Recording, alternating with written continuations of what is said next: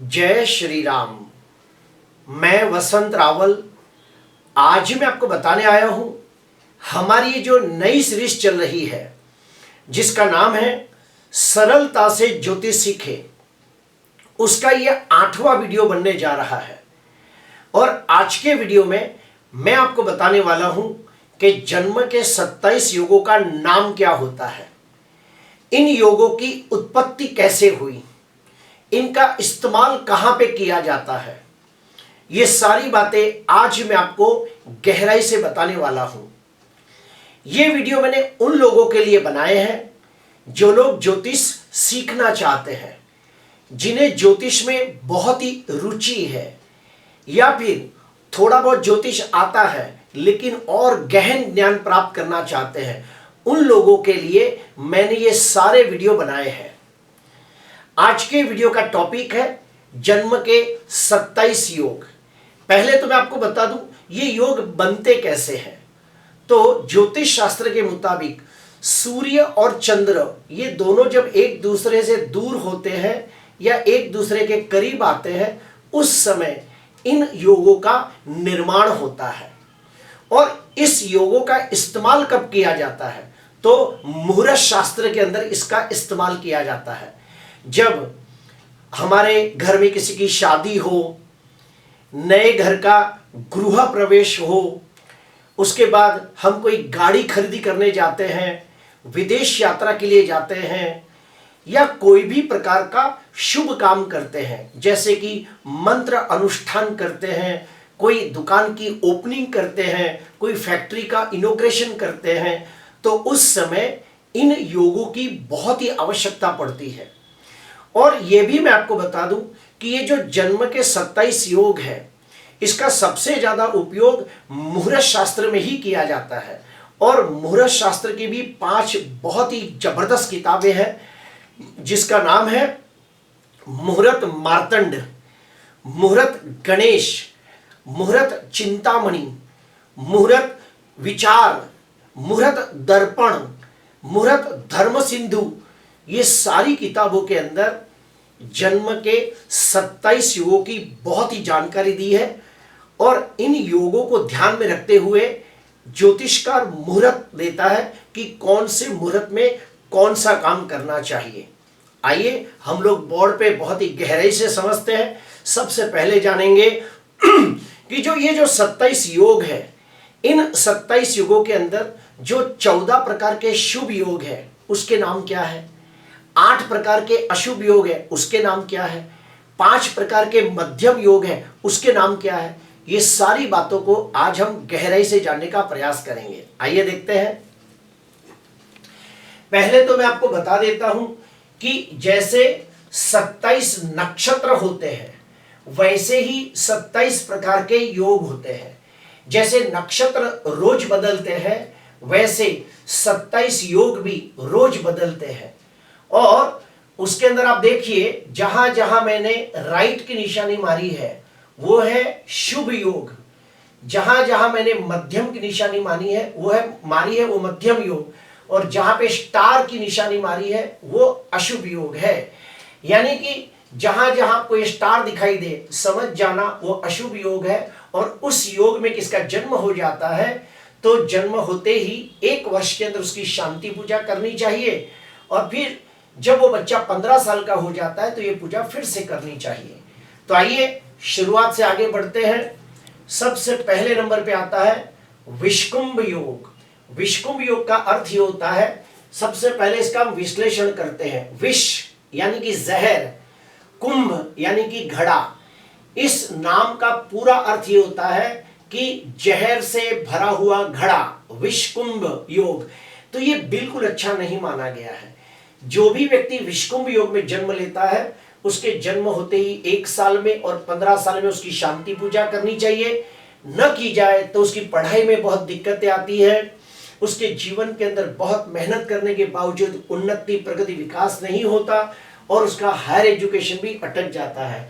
तो पंडित जी हमेशा कहते हैं कि जो भी बच्चा विषकुंभ योग में जन्म ले उसके जन्म लेते ही 1 साल में और 15 साल में विषकुंभ योग शांति अवश्य करनी चाहिए।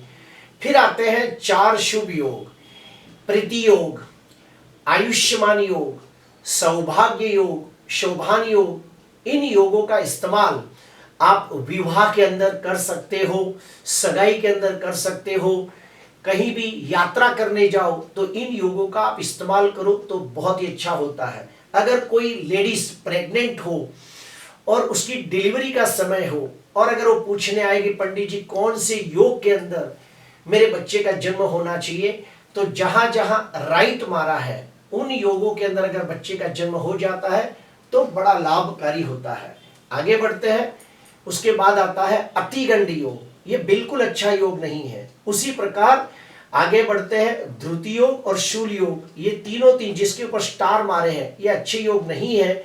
अगर कोई भी बच्चे का जन्म इस योग में हो जाता है तो उसकी शांति पूजा करने को कहा जाता है 1 साल में और 15 साल में। आगे बढ़ते हैं अतिगंड योग, उसके बाद सुकर्मा योग, ध्रुति योग, शूल योग। उसके बाद आते हैं गंड योग, वृद्धि योग, ध्रुव योग, व्याघात योग। ये बहुत ही खराब योग है।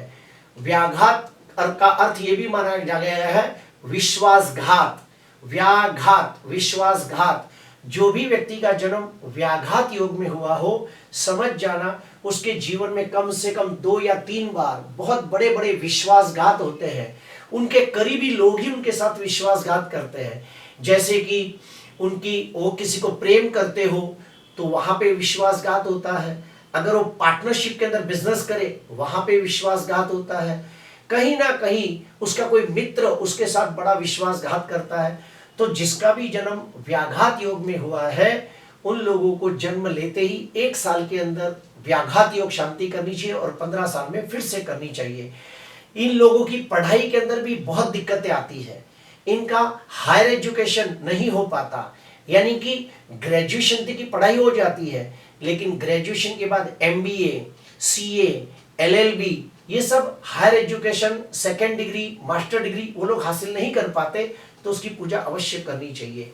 हर्षण योग, वज्र योग, सिद्धि योग। ये सिद्धि योग कोई भी नए काम की शुरुआत में, मंत्र के अनुष्ठान में, पढ़ाई की शुरुआत में, ज्ञान प्राप्ति की शुरुआत में अगर सिद्धि योग हो तो बहुत अच्छा माना गया है। यानी कि सिद्धि योग के अंदर आप कोई भी नए काम की शुरुआत कर सकते हो। फिर आता है व्यतिपात योग, बहुत ही खतरनाक योग। जिसका भी जन्म व्यतिपात योग में हुआ हो ऐसे व्यक्ति भी चाह कर भी higher education, master degree, second degree हासिल नहीं कर पाते। ऐसे व्यक्ति बहुत मेहनत करने के बावजूद वो उन्नति, प्रगति, विकास नहीं कर पाते जिसके वो हकदार होते हैं। उन्हें वो मान, सम्मान, पद, प्रतिष्ठा भी प्राप्त नहीं होती जिसके वो हकदार होते हैं। तो ऐसे लोगों को जन्म के 1 वर्ष में और 15 वर्ष में व्यतिपात योग शांति पूजा करनी चाहिए। फिर आता है वरयान योग, परीग योग, मध्यम योग है। अगर कोई भी धार्मिक, आध्यात्मिक कार्य करना हो तो शिव योग सबसे अच्छा माना गया है। यानी कि मंत्र अनुष्ठान करना हो, कोई देवी देवता की सिद्धि प्राप्त करनी हो, कोई बड़ा यज्ञ करना हो तो शिव योग को सर्वश्रेष्ठ माना गया है। उसी प्रकार सिद्ध योग, साध्य योग, शुभ योग और शुक्ल योग, ये जो योग है चारों 4 योग, ये कोई भी नए काम की शुरुआत के लिए बहुत अच्छे माने गए हैं। नई दुकान की ओपनिंग करना हो, नई फैक्ट्री की शुरुआत करनी हो, पढ़ाई की शुरुआत करनी हो, विदेश जाना हो, तो ये सब कामों के लिए ये सब योगों की जरूरत पड़ती है। सिद्ध योग, साध्य योग, शुभ योग, शुक्ल योग, ये बहुत अच्छे योग है।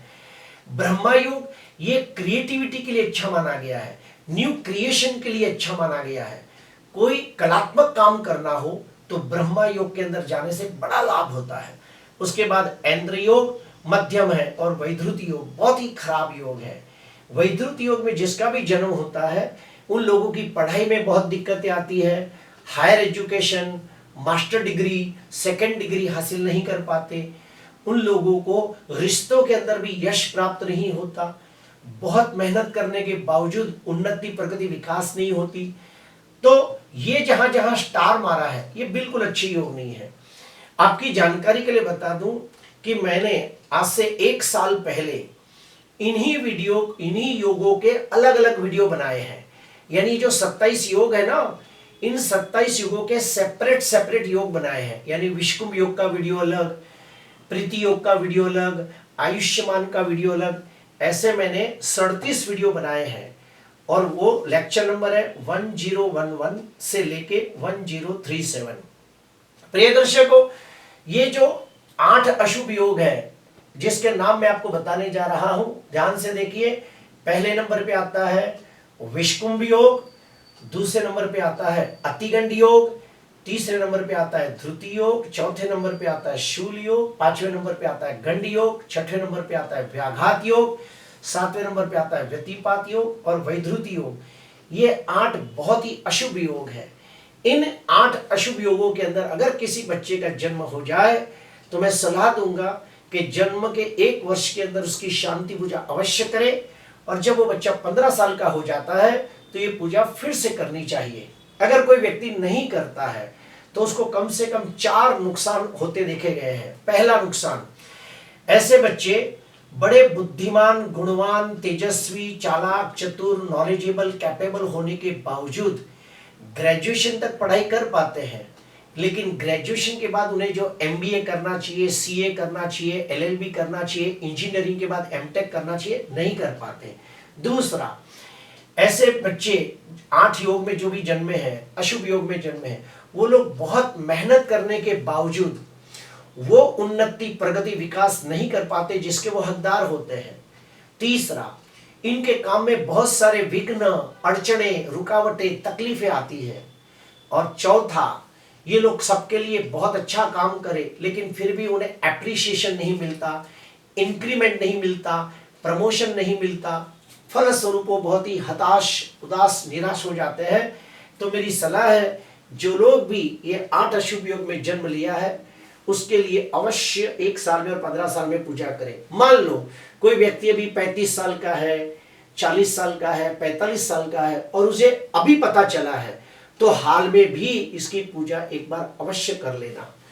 प्रिय दर्शकों, ये जो योग है, ये जो 27 योग है, इसका सबसे ज्यादा उपयोग मुहूर्त शास्त्र में किया जाता है। हमारे पास जब कोई क्लाइंट आता है और कहता है कि पंडित जी, हम लोग नई गाड़ी की खरीदी कर रहे हैं, हमारे घर में कोई लेडीज प्रेग्नेंट है और उसका डॉक्टर ऑपरेशन करने को कह रहा है, तो ये हफ्ते में कौन सा अच्छा दिन है, हमारा बच्चा विदेश के लिए जा रहा है मास्टर डिग्री के लिए, या फिर हम कोई नए बिजनेस की शुरुआत कर रहे हैं, तो उस समय इस योगों का बहुत ज़्यादा महत्व होता है। और ये देख के हम बताते हैं कि कौन से योग में कौन सा कार्य करना।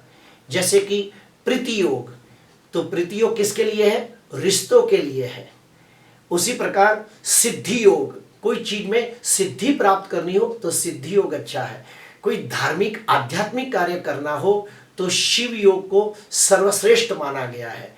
कोई व्यक्ति रिस्की कोई काम करने जा रहा है तो आयुष्मान योग देखा जाता है। तो इस प्रकार से अलग अलग योग के अंदर अलग अलग काम करने होते हैं। आज के लिए बस इतना ही। आपको अच्छा लगा हो तो जरूर लाइक करना, सब्सक्राइब करना। नमस्कार।